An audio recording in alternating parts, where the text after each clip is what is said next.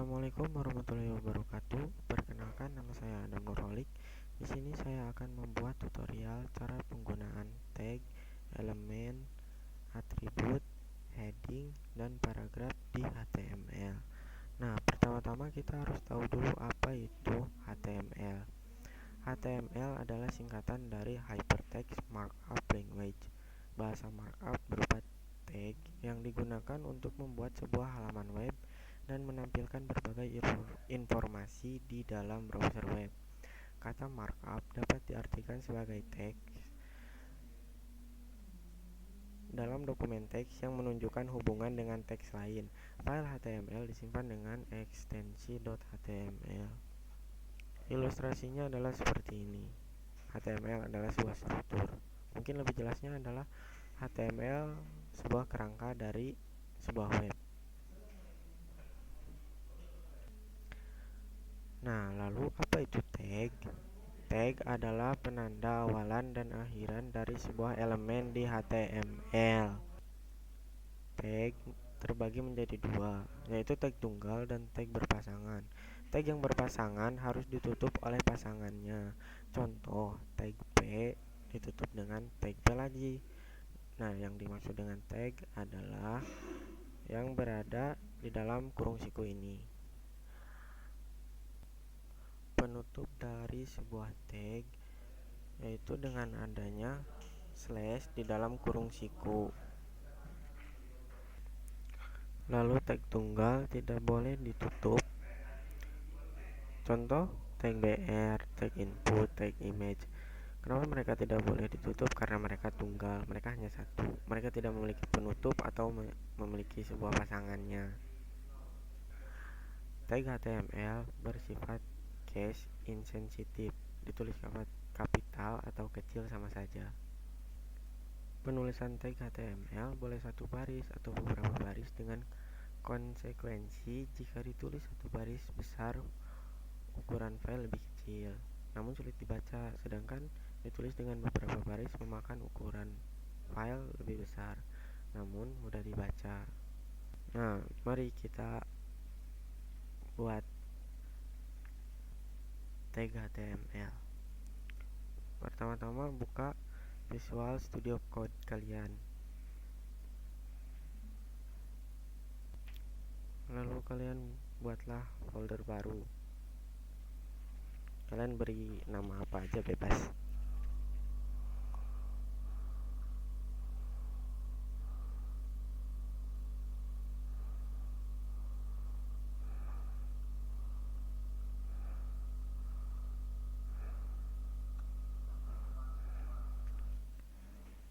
Lalu kalian buat file di dalamnya.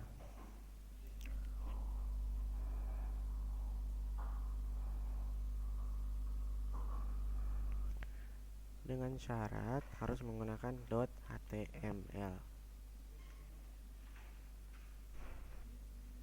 Nah, lalu ketik HTML, kalian pilih yang 5 ini. Nah, ini udah terdiri dari beberapa tag. Ada tag doctype, HTML, head, title, body. Nah, lanjut, kita akan membahas elemen. Apa itu elemen? Elemen adalah sebuah komponen yang menyusun dokumen HTML, terdiri dari tag pembuka dan tag penutup dengan konten yang dimasukkan di antara nama tag. Contoh elemen di HTML kayak gini nih. Nah, yang dimaksud dengan elemen adalah yang ini, karena mereka terdiri dari mereka berada di dalam tag. Mereka berada di antara tag. Nah, kita coba masukkan ke dalam codingan. Kita tulis tag P.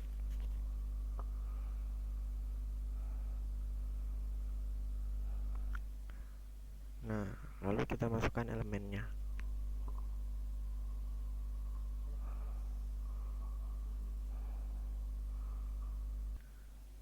Nah, mari kita lihat hasilnya. Pertama-tama save dulu ya. Nah, habis itu buka folder kalian. Nah, buka folder yang kita bikin tadi. Lalu kita buka aja. Nah, dan seperti inilah gambaran elemen di dalam sebuah web. Nah, lalu apa itu atribut?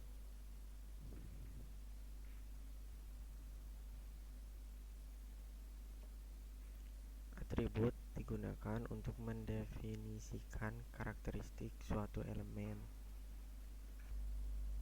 yang terdiri dari nama tag, nama atribut, dan nilai. Nah, mari kita tuliskan ini.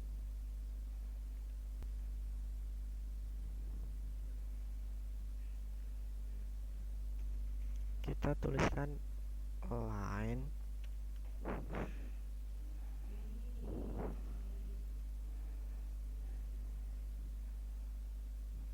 lalu kita ketikkan center, kita save. Nah, kita refresh halaman web ini. Nah, dan dia berubah jadi ke tengah. Kenapa ke tengah? Karena center itu membuat suatu objek menjadi di tengah. Mungkin kita juga bisa masukin contoh right. Kita save, kita refresh.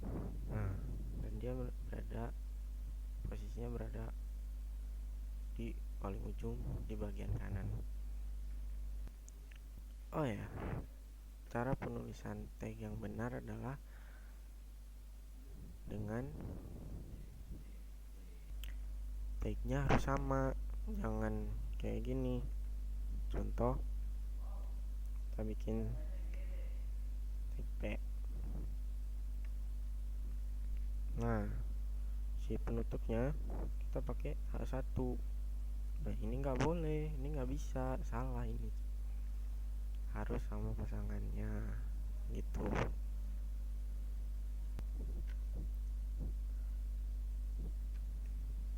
Nah, lalu apa itu heading?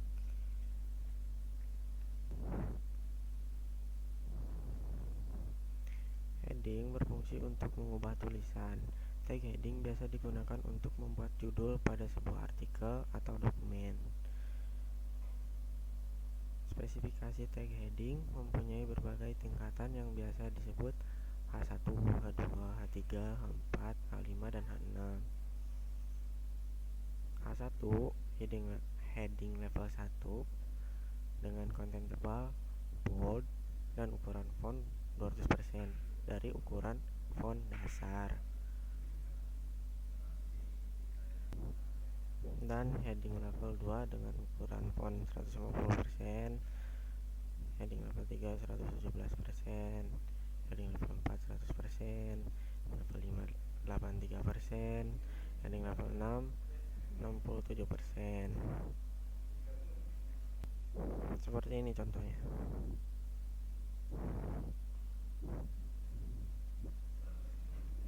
Nah, mari kita tuliskan di codingan. Kita ketik H1 enter,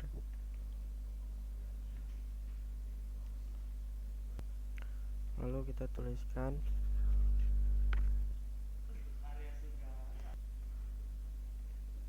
tutorial cara penggunaan tag. Lalu kita save, lalu kita lihat hasilnya. Kita refresh. Nah, dan inilah heading level 1. Coba kalau kita pakai heading level 2.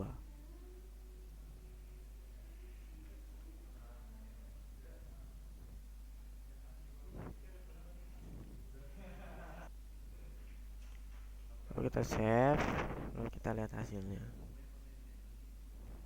Nah, dan ukurannya berubah. Nah, coba kita masukin atribut di dalamnya. Kita masukin atribut align, center aja biar di tengah. Lalu kita save, lalu kita lihat hasilnya. Nah, lanjut ke tutorial yang terakhir, yaitu cara penggunaan paragraf. Nah, paragraf adalah kumpulan dari beberapa kalimat. Paragraf biasanya digunakan untuk menampilkan teks atau artikel. Nah, kita coba buat tag P yang baru. Lalu kita tuliskan lorem aja biar nggak lama. Nah, yang pengen tahu apa itu lorem? Lorem adalah teks standar yang ditempatkan untuk mendemonstrasikan elemen grafis atau presentasi visual. Nah, jadi lorem ini kita bisa bikin secara singkat 100 kata atau semisal 500 kata atau berapapun itu jumlahnya. Nah, kita nggak pengen bikin banyak-banyak, kita bikin 50 aja. Nah, kita save, lalu kita lihat. Ya mungkin bahasanya bukan bahasa Indonesia, tapi ya inilah bahasa lorem. Bukan bahasa lorem, apa sih namanya ya? Saya lupa sih. Tapi ya singkatnya seperti itu cara penggunaan tag paragraf di HTML. Lalu kita coba bikin dia rata kanan kiri. Kita ketik align, lalu masukkan justify. Kita save, lalu kita lihat. Nah, dan dia udah rata kiri kanan. Mungkin kalau pengen yang lebih menarik, kita tulis right juga. Right.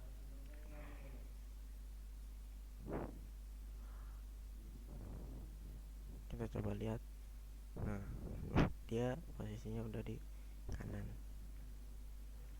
Ya, mungkin cukup sekian tutorial dari saya tentang cara penggunaan tag, elemen, atribut, heading, dan paragraf.